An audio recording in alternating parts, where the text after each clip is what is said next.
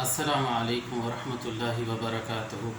الحمدللہ والصلاۃ والسلام علی رسول اللہ وعلی آلہ وصحبہ ومن والاه، كما قال سبحانہ وتعالی عن الاولیاء الکرام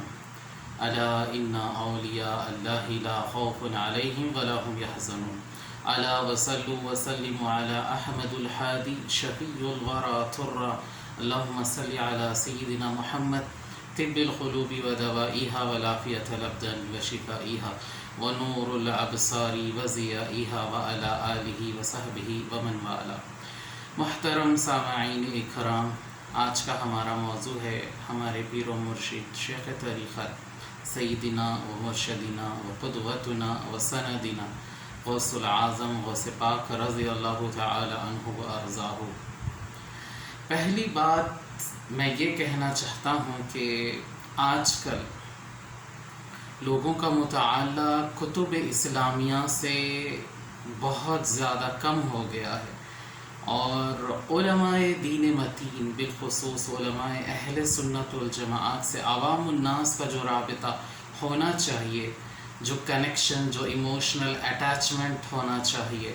اس میں بہت بڑی کمی یا کہیے گراوٹ آ گئی ہے، جس کے نتیجے میں لوگ بدعقیدگی کا شکار ہو رہے ہیں، بے رہ روی کا شکار ہو رہے ہیں، اور ناقدری گویا ان کی فطرت میں آمیزش کر گئی ہے۔ سب سے پہلی بات تو یہ کہ ہمارے پیر و مرشد سیدنا غوث پاک، جن کا نشان سارے اہل سنت والجماعت کے گھروں پر ہوتا ہے، جس کو غوث پاک کا جھنڈا کہا جاتا ہے، خود حضرت سیدنا غوث پاک رضی اللہ عنہ نے اپنی مقدس شاعری میں فرمایا ہے، انا الجیلی و محی الدین اسمی و اعلامی علی رأس الجبالی، میں جیلان کا رہنے والا ہوں اور میرا نام محی الدین ہے، اور میرے جھنڈے پہاڑ کی چوٹیوں پر لہراتے ہیں۔ سبحان اللہ تعالی عما یشرکون۔ آپ نے وہی کہا، وہی لکھا جو مولا سبحانہ و تعالی نے آپ کے مقدر میں لکھا تھا، آپ کے قلم خاص سے وہی اشعار صادر ہوئے جو آگے چل کے ثابت ہوئے۔ حضرت سیدنا غوث پاک رضی اللہ عنہ فرماتے ہیں، آپ اشعار پر غور کیجئے، انا الجیلیو، میں جیلان کا رہنے والا ہوں، وہ محی الدین اسمی، اور آپ اپنے اسم مبارک میں بامسمہ ہے، یعنی آپ محی الدین کہتے ہیں دین کو دوبارہ سے زندہ کرنے والا۔ چنانچہ ہمارے پیر و مرشد سیدنا غوث پاک ہیکل سمدانی رضی اللہ عنہ و ارضاہ دین متین کی احیاء اور بقا کے لیے ایسا سلسلہ معارض وجود میں لائے جس کو ہم سلسلہ قادریہ کہتے ہیں۔ چنانچہ ہمارے پیر و مرشد سیدنا غوث پاک رضی اللہ عنہ و ارضاہ کا جو سلسلہ ہے، جس کو ہم سلسلہ قادریہ بہشتیہ کہتے ہیں، اس کی دراصل کڑی اگرچہ کہ زمین سے شروع ہوتی ہے، مگر اس کی آخری کڑی جنت تک جاتی ہے اور عرش بری تک جاتی ہے۔ مجھے قدیر پیا کا وہ مبارک شعر یاد آنے لگا کہ جو وہ پیران عظام کی شان میں کہتے ہیں، چھوڑا دیتی ہے فکر غیر سے تاثیر میں خانہ، ملی ہے عرش کی زنجیر سے زنجیر میں خانہ، نہ دے مینا نہ دے ساغر مجھے اس کی نہیں حاجت، نگاہ مست کافی ہے تیری اے پیر میں خانہ۔ چنانچہ یہ اولیاء ابرار کے جو آستانے ہیں، یہ جو اولیاء اکرام ہیں، یہ جو مبارک قدسی صفات رکھنے والے اولیاء ابرار ہے، ان تمام کا سلسلہ آپ دیکھ لیجئے، جتنے بڑے ہمارے شہر حیدرآباد سے لے کے اجمیر، بریلی، بدایون، مراد آباد، مبارک پور اور لکھنؤ، اور آپ ہندوستان سے نکل کے دنیا کے کسی کونے میں چلے جائیے، خواہ وہ مصر ہو کہ یمن ہو کہ عرب ہو کہ عجم ہو، کوئی ایسا شخص نہیں ہے جو سیدنا غوث پاک رضی اللہ عنہ کے نام مبارک سے ناواقف ہو۔ چنانچہ یہ معلوم ہوا کہ اللہ تبارک و تعالیٰ نے سلسلہ قادریہ کو وہ عزت، وہ نورانیت، وہ بقا بخشی ہے جو دیگر سلاسل میں بظاہر کم نظر آتی ہے، جبکہ ہم تمام سلاسل کا بصدق دل احترام اور عقیدت مندی کا جذبہ رکھتے ہیں۔ ہماری آج کی گفتگو کا اصل مدعا یہ ہے کہ سلسلہ قادریہ ہے کیا اور اس کے مقاصد کیا ہے۔ چنانچہ سلسلہ قادریہ وہ عظیم الشان سلسلہ ہے جس نے بڑے بڑے سلاطین کو راہ راست دکھایا بإذن اللہ تعالی عما یشرکون۔ اور آپ پھر چاہے سلاطین ترکیہ، عثمانیہ، سلجوقیہ یا پھر قطب شاہی دور جو حیدرآباد میں ہے، اور جتنے سلاطین و ملوک کی آپ تاریخ پڑھیں گے، کسی نہ کسی قادری بزرگ کا اس میں جو ہے بالضرور آپ اشتراک دیکھیں گے کہ اس شاہ وقت اور اس گدی نشین، اس بادشاہ کو ایجوکیٹ کرنے والے اور صحیح راستہ دکھانے والے اور دین پر اللہ تبارک و تعالی کی دعوت پیش کرنے والے کسی نہ کسی قادری سلسلے یا چشتی سلسلے کے بزرگ ہی کا ہاتھ ہوتا ہے۔ آپ یہ پوری دنیا میں جا کر دیکھ سکتے ہیں کہ سلسلہ قادریہ کو اللہ تبارک و تعالی نے کچھ ایسی عزت، کچھ ایسی رونق بخشی ہے کہ لوگ اپنے نام کے ساتھ قادری لکھ کے فخر محسوس کرتے ہیں۔ اس کی وجہ کیا ہے؟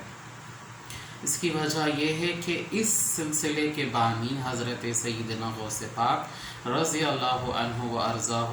حضور علیہ الصلاۃ والسلام کی آل امجاد میں سے ہے، حضور علیہ الصلاۃ والسلام کی اولادوں میں سے ہے، اور آپ نے حضور کریم صلی اللہ علیہ وسلم کے نام کو مزید روشن کیا۔ آپ نے تعلیمات، اپنے تقوی، پرہیزگاری اور للہیت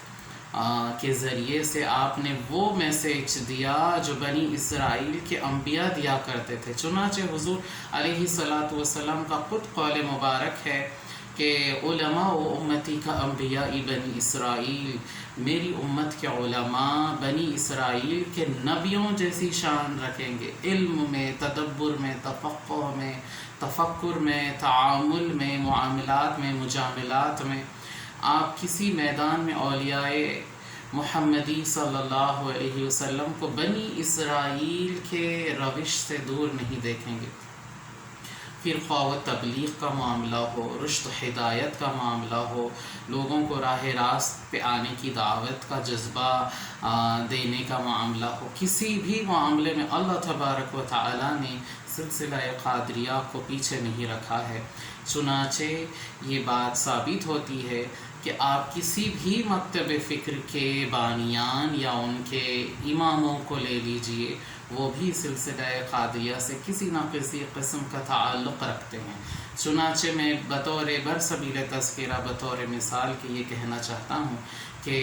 اہل حدیث جو بہت زیادہ اعتراضات رکھتے ہیں، تحفظات رکھتے ہیں بہت سارے چیزوں کو، بالخصوص تصوف اور درگاہوں اور نیازوں کو لے کر، مگر ان کو چاہیے کہ علامہ ابن تیمیہ جس کو وہ اپنا امام مانتے ہیں، علامہ ابن تیمیہ جب ہمارے پیر و مرشد سیدنا غوث پاک رضی اللہ عنہ کا ذکر کرتے ہیں، آپ کے بارے میں کچھ کمنٹ لکھتے ہیں،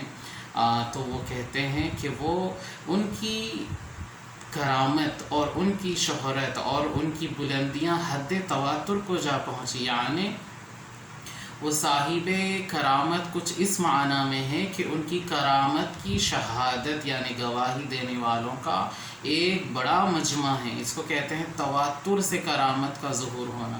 ہمارے پیر و مرشد سیدنا غوث پاک کی بابت علامہ ابن تیمیہ کا بھی قلم اپنی چال بدل دیتا ہے، جو کہ اہل حدیثوں کے امام اور پیشوا متصور ہے ان کے نزدیک۔ اسی طرح ہندوستان میں ملان دیوبند کے جو مشہور و معروف ہے اشرف علی تھانوی، وہ بھی سلسلہ قادریہ میں حضرت حاجی امداد مہاجر مکی رحمۃ اللہ علیہ کے مرید تھے۔ اسی طرح حیدرآباد میں جو کہ سنی صحیح العقیدہ ہے، جامع نظامیہ کے بانی علامہ امام انوار اللہ فاروقی یرحمہ اللہ کا بھی تعلق سلسلہ قادریہ سے ہے۔ چنانچہ آپ دیکھیے متعدد مکاتب فکر کے جو ائمہ ہیں ان کے